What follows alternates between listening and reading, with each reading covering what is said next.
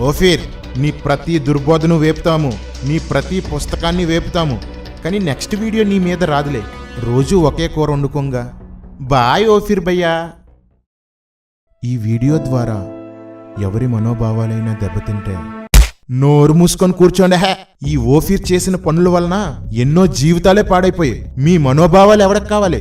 ఈ ఓఫీర్ బోధల వలన ఎంతో సేవ పాడైపోయింది, ఎంతో మంది క్రైస్తవులు పాడైపోయారు. నా యేసయ్య ఎంతో బాధపడుతున్నారు. వీటి గురించి పట్టించుకోని వాడి మనోభావాలు పాడైపోయినా నాకేమీ ఇబ్బంది లేదు. That's all for today guys. త్వరలో మరొక రోస్ట్తో మీ ముందుకొస్తాడు ఈ ఫినేహాస్.